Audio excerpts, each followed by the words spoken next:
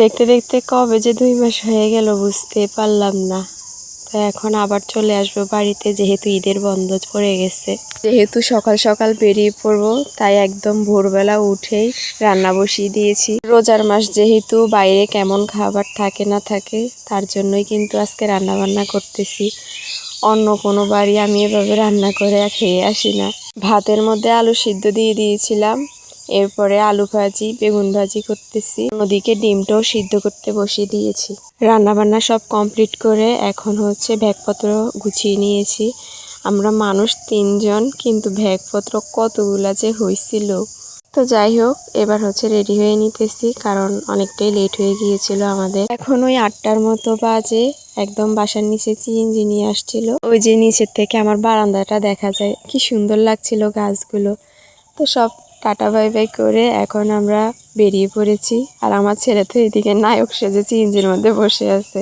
একটু করে সিএনজি সামনে যায় আর ছেলের প্রশ্ন, মা কখন দিদার বাড়ি আসবে।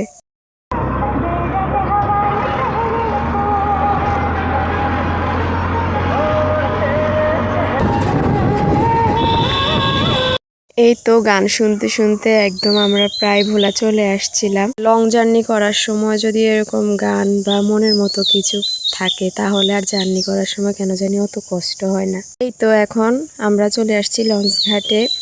তো লঞ্চে প্রায় আমরা 30 মিনিটের মতো বসেছিলাম, তারপরে লঞ্চ ছেড়েছিল।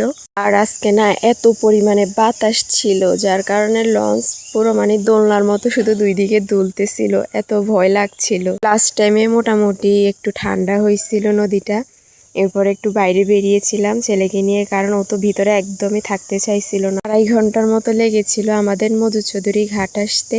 তা এখন হচ্ছে এই তো আমরা ঘাটে নেমে গিয়েছি, চলে আসছি আমাদের বাজারে। তো বাজার থেকে বাড়ি আর তেমন একটা দূর নয়, অল্প একটুই। তো বাড়ির জন্য কিছু ফল নিয়ে নিয়েছি। আর ছেলে তো তার মামামকে ফোন দিয়ে বলেছে যে তার জন্য আইসক্রিম নেবে, সেটা সে ভুলে নাই। মামামের জন্য আইসক্রিম নিয়ে নিয়েছে।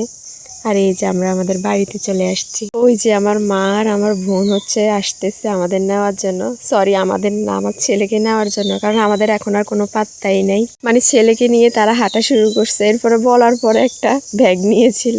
বাড়িতে আসার পর তো ছেলে মহা খুশি, তাকে এখন আর পাওয়াই যাবে না, সে এদিক ওদিক শুধু খেলাধুলা করে। আর এদিকে আমার বড় বোনও চলে আসছে, এই যে আমার ছোট্ট বাবাটা। বাড়িতে আসছি মনে হয় 2:30টার দিকে, আর আমার বড় বোন আসছে বিকেলবেলা।